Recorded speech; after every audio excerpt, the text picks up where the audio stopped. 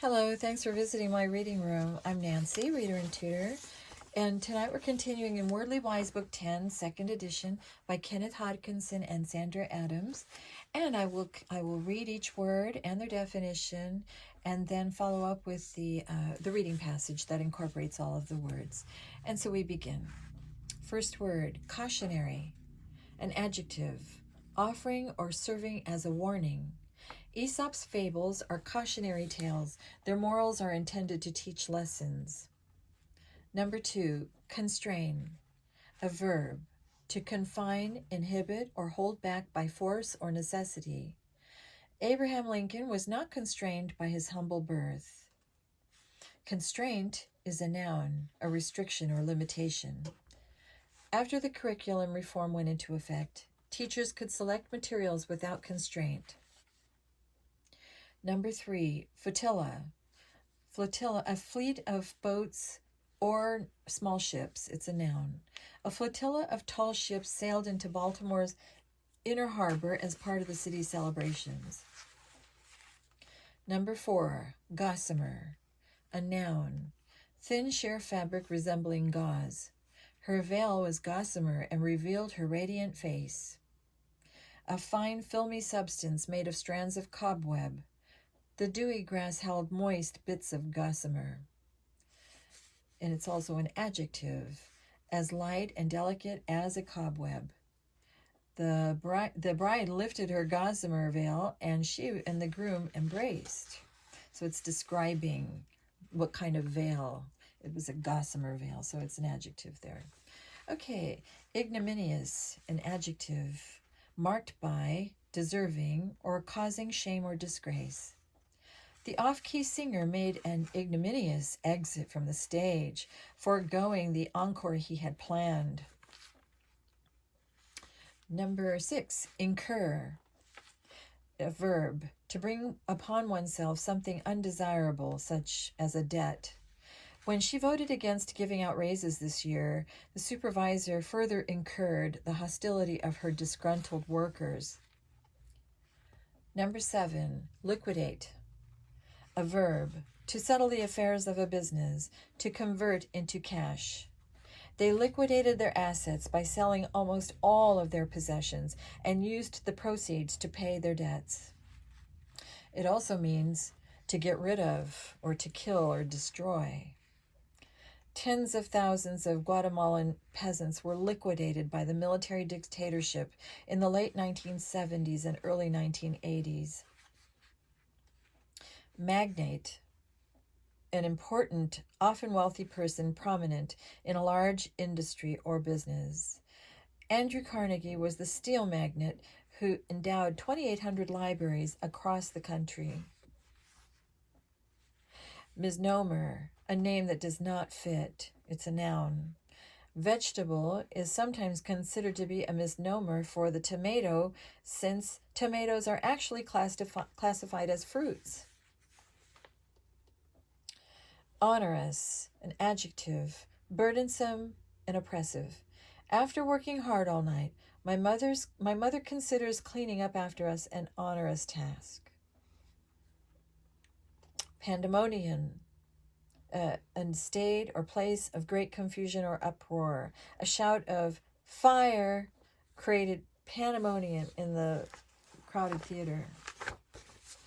Quixotic, number 12. An adjective, romantic and idealistic but impractical. Creating a huge public park in the middle of Manhattan must have seemed quixotic notion when it was first proposed. Tenacious, an adjective, holding fast, persisting, adhering to something valued or habitual. Bulldogs are known for their tenacious grip once they seize something in their jaws.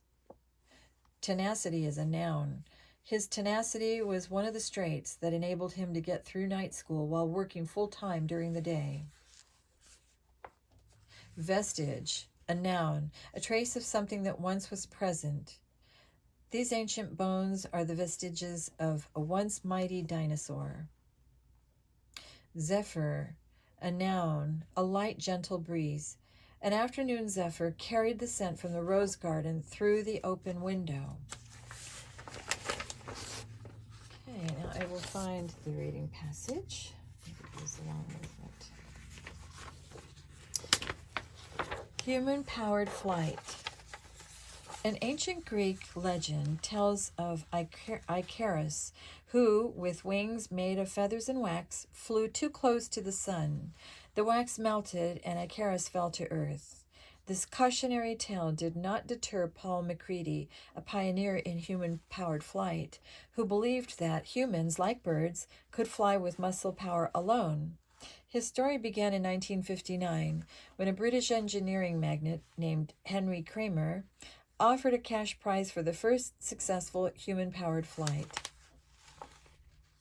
The rules of the offer stipulated that the craft had to complete a figure-8 course around 2 poles and clear a 10-foot-high obstacle at both the start and finish. The prize, worth £50,000, about $120,000 at the time, was still unclaimed in 1976, despite numerous attempts. In July of that year, a man named Paul Macready began designing a craft that might capture the Kramer Prize. Macready owned a boat-building company that had incurred debts totaling $90,000. He hoped to use the prize money to liquidate his company's assets. He must also have been motivated by the challenge, since entering such a difficult contest is a quixotic plan for earning money. The pilot of Macready's craft was 135-pound, 23-year-old amateur cyclist and hang glider pilot named Brian Allen. As the power source for the human power aircraft, Allen would have the onerous task of pedaling with about 4 times the amount of force needed to pedal a bicycle. The chief constraint in designing the aircraft was to make it as light as possible while retaining strength and rigidity. So Macready made the wings and cabin surfaces out of mylar, a thin, light plastic. As a result, the aircraft had a gossamer lightness and fragility, which partially inspired its name, the Gossamer Condor. Even with a wingspan of 96 feet, longer than that of a DC-9 jet airplane, the total weight of the craft was kept to an incredible 70 pounds. Wow.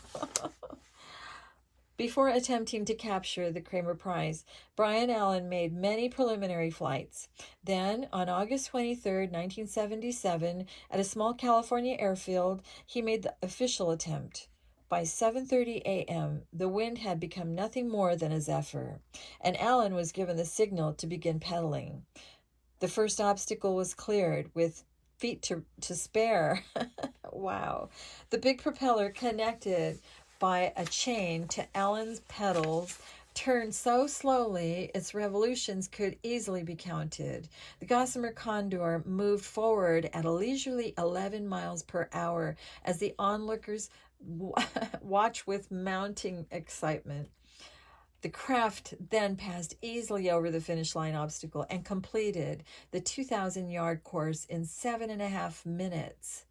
Pandemonium broke loose among the spectators as the Condor gently landed. I wish it could have been there. That's amazing. Macready had won the Kramer Prize. 2 weeks later, Henry Kramer announced another prize. He would give £100,000, about $258,000, for the first successful human-powered flight across the 22-mile wide English Channel. So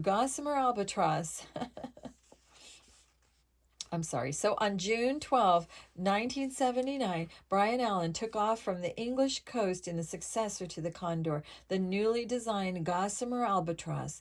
Since a secondary meaning of albatross is an obstacle to success, it might seem that Macready was tempting fate.